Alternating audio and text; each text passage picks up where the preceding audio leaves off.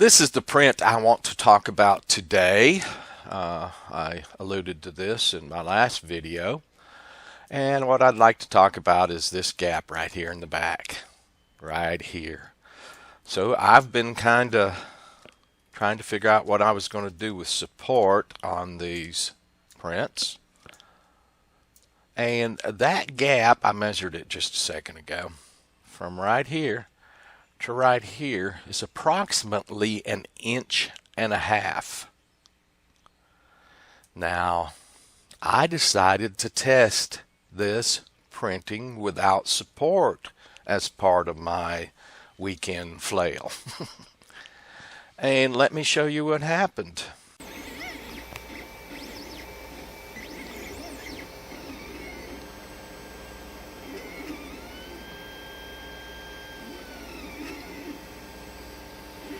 You've got to be kidding me. It just spanned that whole gap? You're kidding me. That is crazy. I will measure that.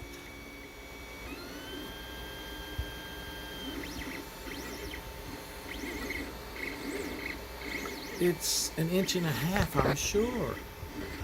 It's quite a long way. And now it's decking it back and forth.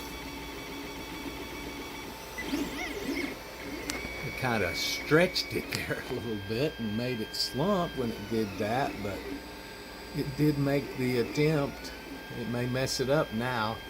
It was the outside layers that it spanned there with no problem whatsoever. I was shocked.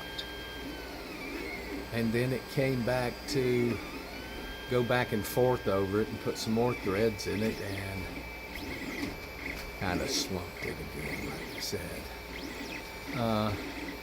It's about to hit it again, and it will go in an opposite direction. You see, trying to deck it this time. And I think that's pretty much going to stabilize it completely from here on up. Is that crazy or what?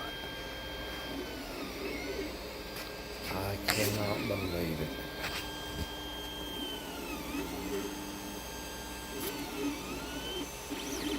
Oh well.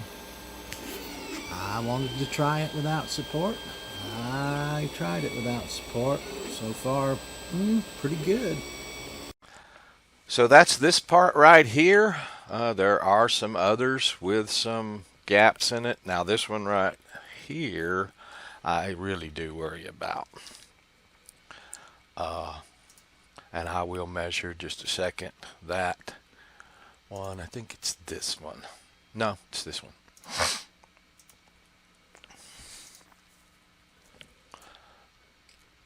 I have to print this rotated.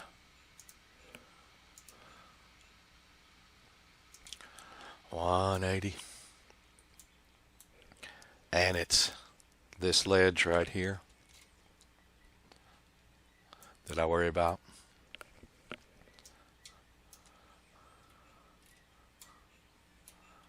Right here. Let me measure that one real quick. So this distance from right here to here is 2.5 inches. I really don't think that's going to print without support. And I already printed this piece. I already printed it in a fashion that I like it. There's an outside chance I would reprint it for a reason, but I haven't gotten to that reason yet in my reporting. So this video is about the support. What other pieces in there was it that I printed this one with support, and it came out to be a good print, and that was because of this ledge. This probably would have been all right. That's actually closed. That's not a hole. And this ledge here. And that print printed fine for me. Acceptable enough. Again, there is an outside chance if one change I'm going to make here today and test works out, I may reprint the whole thing from the ground up. Other than that, this is the back of the hatch. And the one I just showed you is the front of the hatch. So I really don't want those two areas to be that much of a problem. This is the front of the hatch here. Here's where the bolts M3 go through to hinge the hatch. So I want that area in really good shape. Now, I didn't print it in this orientation because I didn't really want support coming up and making this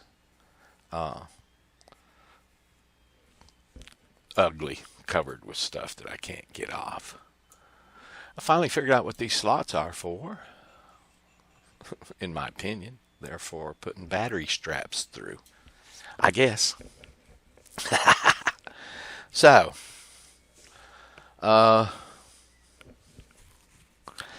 there are some things like the V-tail. There's areas of the V-tail that have to be printed with support, but I'm going to start backing off because this foam, if I say PLA, that implies more plastic. This stuff is just really not like plastic.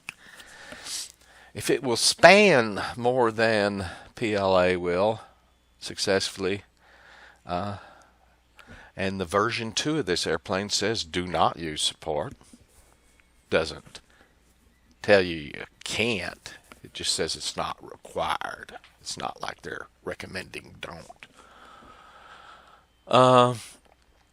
Because that'll hurt you in print speed, of course. So far, I think that's the one other change I'm going to make is, even though some of these prints are long, and even for me, I might be printing them in a density that really makes them long, but turns out a killer print, and I'm not suffering any weight penalties for what I think is a stronger print. Might. It's all to be determined still so far. And that was this print. Now, if you dig around in here, you're going to find, well, you can probably see it in the back. I can feel it. There's a loose filament right there. It's attached on both sides. Can you see me moving it? So there's a loose filament right there. One or two.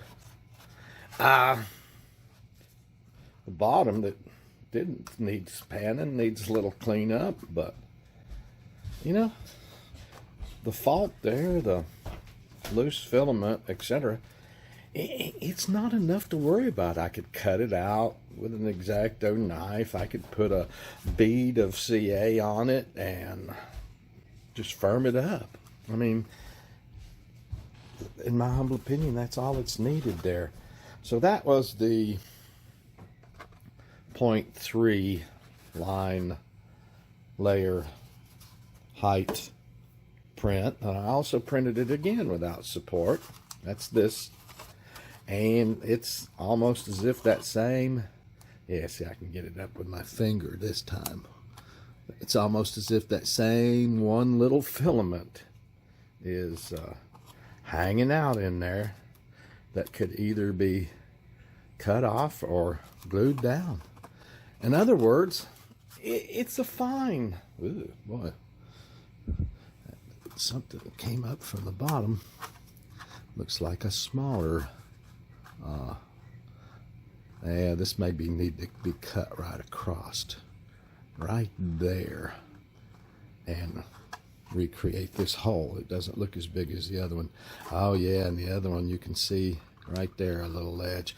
I've been noticing that in some of these prints. There seems to be a place, built into the print where it's made so you know where to clean it up at. There is a hard ledge right here, and then there's a little junk above it. Where I noticed that the most was on these types of things when I printed them. If if you can see down the trailing edge on this thing, there's just, it's ugly. It's terrible, terrible. But if you look at it from the edge, it was printed out, the trailing edge is printed out from about where my finger is out is all one solid piece of plastic. In other words, you can come up through here with a pair of scissors and cut most of that ugliness off of there and get just a really killer trailing edge on stuff that looks like garbage.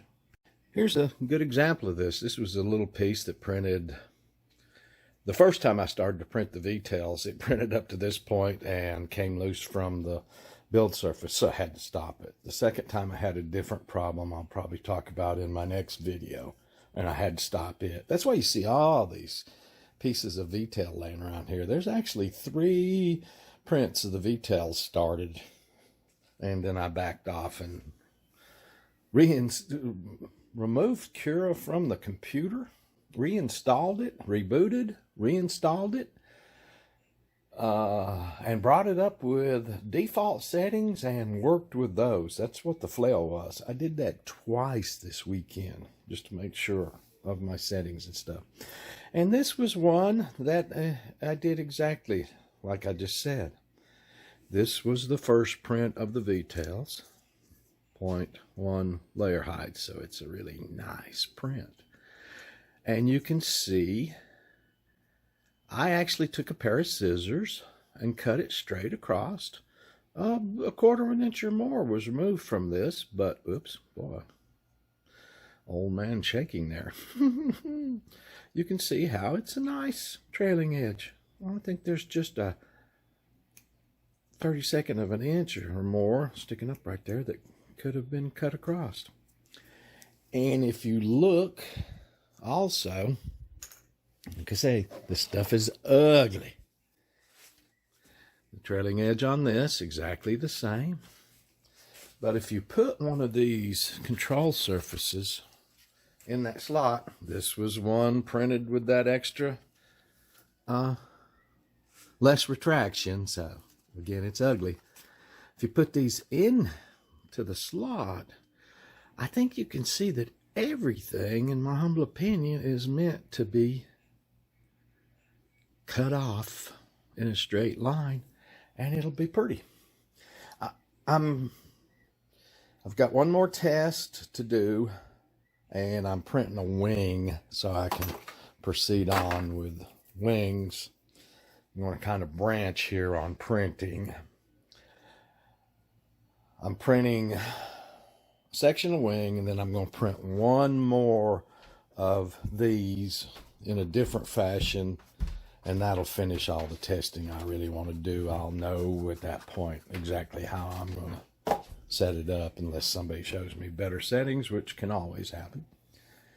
And after I get a right wing section that goes right in there, so I can start checking my spars and stuff on both sides and how the servo wires go through them and stuff. While I'm doing all that on the bench, I'm going to be back printing other parts. So I'm trying to knock out 2 wing sections and then go back to my last test on that layer height and another perimeter test on these to decide exactly how I'm going to print them. And then I'll be back in full production mode again. There is a 10% chance I would be reprinting everything if what I do on the last one of these proves to make just an even better print than I've been producing. So, I guess this is the end of this video talking about my changes in the way I'm going to do support. Thank you guys.